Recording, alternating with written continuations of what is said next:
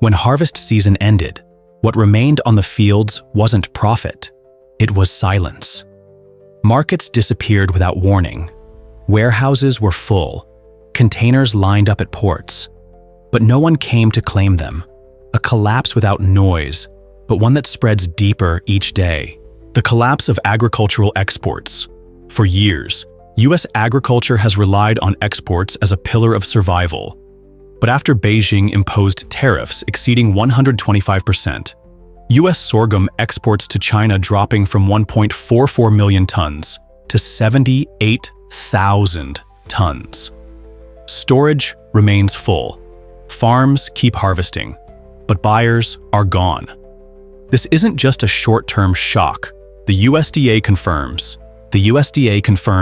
U.S. agricultural exports to China are at their lowest point. The shift in global supply chains. While the U.S. stands on the sidelines, China has pivoted rapidly.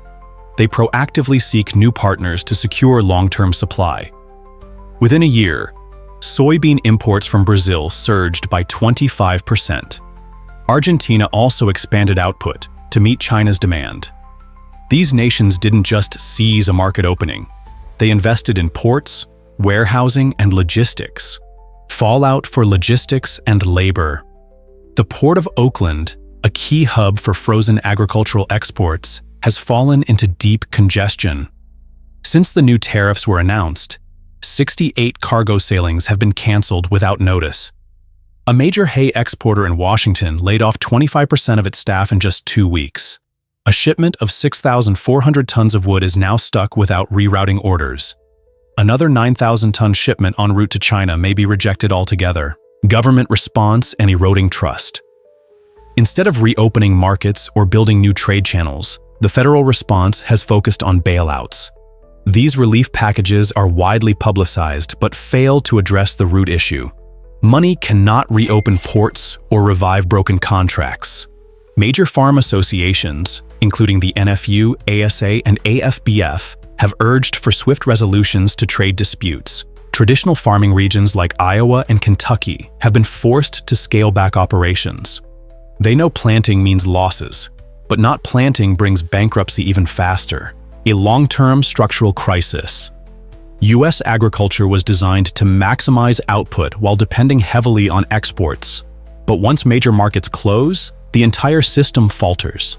Domestic food prices have risen modestly over the past year. Soybean, corn, and wheat growers can no longer break even without export contracts. New Deal-era policies once stabilized farm income through supply management, price floors, and strategic reserves. But today, those systems have been replaced with short-term relief programs that lack long-term industrial strategy, a crisis that can no longer be denied.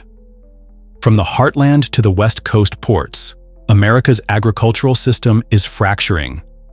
Exports are gone. Markets have shifted. Opportunities to rejoin the global trade map are shrinking by the day. Meanwhile, competitors have completed new supply chains, backed by state support and long-term contracts. They need a comprehensive plan, rebuilding export infrastructure, reigning in corporate dominance, and restoring international trust. Without urgent policy change, what's at stake isn't just a season, but an entire generation of agriculture on the brink of vanishing.